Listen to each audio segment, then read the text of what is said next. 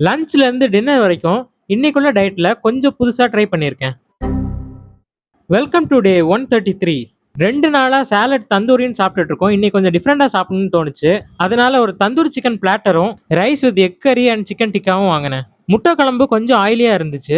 Kebab பிளேட்டர்ல நான் நினைச்சதை விட நிறையவே சிக்கன் வச்சிருந்தாங்க.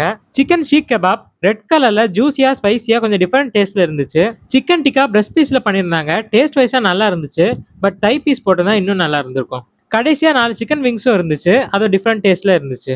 சென்னைக்கு வந்து வெளியவே சாப்பிட்றதுனால என்னால் சரியா ஃபைபர் எடுக்க முடியல. இதனால சில பின்விளைவுகளை சந்திக்க வேண்டியதா போச்சு.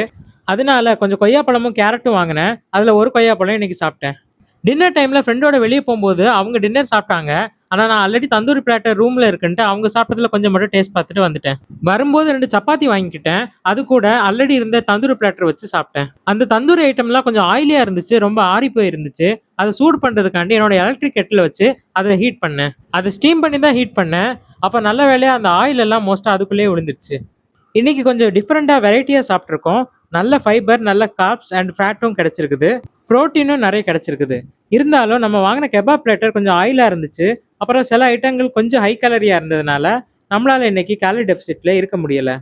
மீண்டும் சந்திப்போம்.